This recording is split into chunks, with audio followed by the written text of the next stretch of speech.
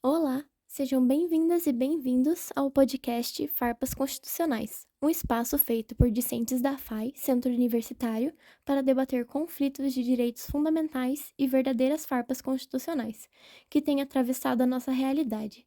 O podcast é um projeto de democratização do ensino e de fomento de metodologias ativas de ensino, coordenado pela professora doutora Júlia de Tirana. Trabalho elaborado para a matéria Laboratório de Cidadania e Direitos Fundamentais. E o episódio de hoje vai tratar-se de uma radiografia sobre os limites da liberdade de manifestação, com foco nos acontecimentos ocorridos em 8 de janeiro de 2023. Para refletirmos e debatermos sobre os assuntos vistos durante o semestre, minhas colegas de equipe e eu vamos abordar este tema. Os ataques de 8 de janeiro de 2023 em Brasília foram uma série de vandalismos, invasões e depredações do patrimônio público cometidos por uma multidão de bolsonaristas extremistas que invadiu o Palácio do Planalto, o Palácio do Congresso e o Palácio do Supremo Tribunal Federal, com o objetivo de instigar um golpe militar contra o governo Lula e reestabelecer Jair Bolsonaro como presidente do Brasil. Por volta da 1h da tarde, no horário de Brasília, cerca de 4.000 bolsonaristas radicais saíram do quartel-general do Exército e marcharam em direção à Praça dos Três Poderes, entrando em conflito com a Polícia Militar do Distrito Federal. Na esplanada dos ministérios, antes das 3, a multidão rompeu a barreira de segurança estabelecida por forças da ordem e ocuparam a rampa e a laje de cobertura do Palácio do Congresso Nacional, enquanto parte do grupo conseguiu invadir e vandalizar o Congresso, o Palácio do Planalto e o Palácio do Supremo Tribunal Federal. O presidente Luiz Inácio Lula da Silva e Bolsonaro não estavam em Brasília no momento das invasões. O Supremo Tribunal Federal considerou que os acontecimentos foram atos de terrorismo. Manifestações violentas vêm sendo uma forma de demonstrar o enorme descontentamento que perpassa grande parte da população brasileira. Em 2013, o Brasil viu um tipo diferente de manifestantes surgir nas ruas em protestos contra o aumento da tarifa do transporte público na cidade de São Paulo. Com roupas escuras e rostos cobertos, adeptos da chamada tática Black Bloc quebraram vidraças de bancos, invadiram concessionárias de carros de luxo e literalmente partiram para cima da polícia, quando esta reprimiu as manifestações. Em ambos os casos, estavam presentes o uso da violência nas manifestações. Visto isso, quais as diferenças entre os atos ocorridos no dia 8 de janeiro e os protestos Black Blocs? Mesmo que ambas as manifestações se utilizaram da violência, só uma delas realmente possuía um motivo válido. A manifestação dos Black Blocs surgiu de um descontentamento válido da população na época, porque a tarifa do ônibus subiu radicalmente e o transporte público, querendo ou não, é visto como ali o meio de transporte da classe trabalhadora, classe média e baixa, sabe? E essas pessoas são as pessoas que ficaram descontentes com esse aumento da época, entendeu? E fazer as manifestações e surgir, fazer essa violência foi a única forma que eles acharam. Porque não existe uma revolução sem pelo menos um pouco de violência, sabe? Você não consegue mudar o mundo sem pelo menos fazer uma violência. Os atos de 8 de janeiro simplesmente ocorreram por causa de um descontentamento e uma troca de presidente. A população nunca vai estar 100% satisfeita com todos os presidentes, sabe? Mas, tipo assim, as pessoas invadiram prédios do governo e quebraram artefatos históricos ilastimáveis, sabe? Coisas que não vão voltar.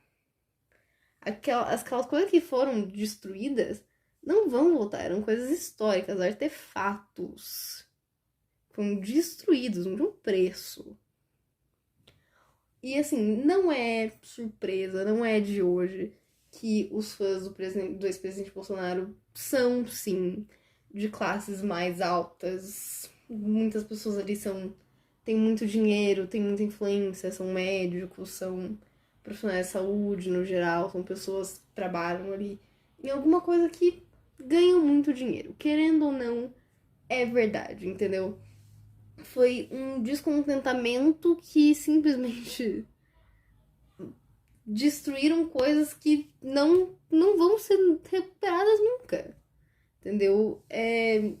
A liberdade de expressão é para todos, o direito de manifestação é para todos. E como eu falei, realmente não existe manifestação, não existe revolução sem pelo menos um pouco de violência. Mas a polícia não vai responder do mesmo jeito para todas. Para as manifestações dos Black Blocs, as pessoas não, entendeu? A polícia não, ela reagiu com violência tanto quanto para uma coisa que era válido, nos contentamento válido. Nos atos do Rio de Janeiro, não, entendeu? A polícia não, ela reagiu com violência tanto quanto para uma coisa que era válido, nos contentamento válido. Nos atos do Rio de Janeiro, a polícia não foi nem 10% tão violenta quanto.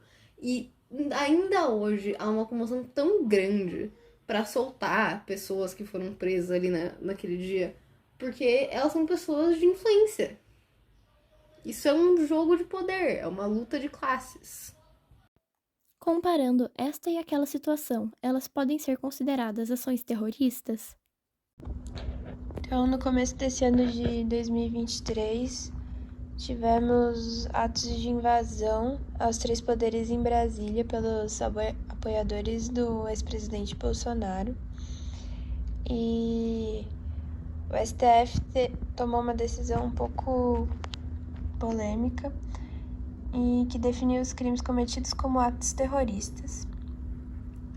Porém, pela lei, não pode ser considerado um ato terrorista o que aconteceu lá em Brasília. Temos uma lei conhecida como Lei Antiterrorismo, que é a Lei número 13.260, de 16 de março de 2016. E no artigo 2, ela define como pode ser as práticas de um terrorismo, que diz por razões de xenofobia, discriminação ou preconceito de raça, cor, etnia e religião, quando cometidos com a finalidade de provocar terror social ou generalizado, expondo a perigo pessoa, patrimônio, a paz pública ou a incolumitade pública. E as especificações trazidas na lei impedem que os atos de 8 de janeiro sejam tipificados como crime de terrorismo. Para o STF ter tomado essa decisão, eles teriam que ter uma interpretação mais ampla e provas de que a conduta, a motivação realmente se enquadra e corresponde ao que está escrito na lei.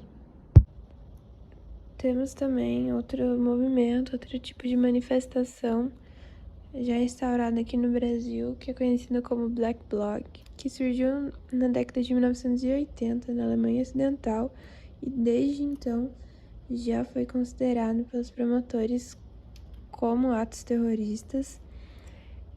As manifestações que ocorreram no Brasil e ganharam mais repercussão foi a partir de maio ou junho de 2013, na cidade de São Paulo. E todas as manifestações deles são marcadas por muita violência, com bombas, e inclusive já ocorreram mortes durante as manifestações do Black Blocs. Então, devido às motivações e os atos e condutas deles durante as manifestações, podemos considerar como um ato terrorista. Manifestações.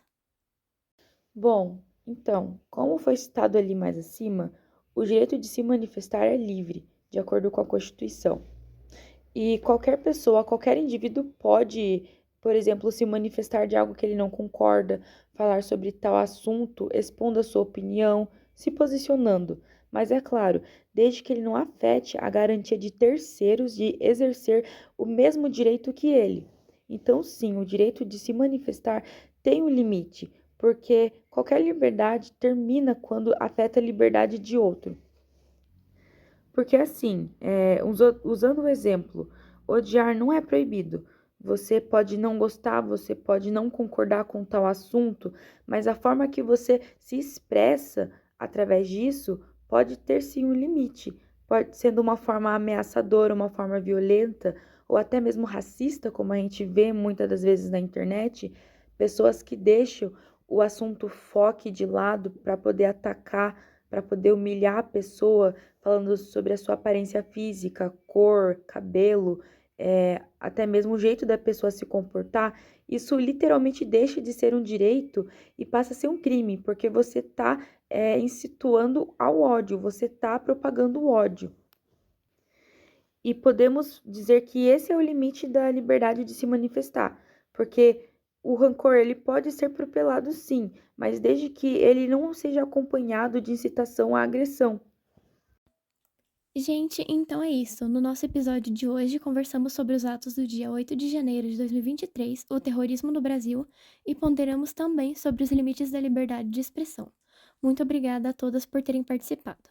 Você ouviu o podcast Farpas Constitucionais.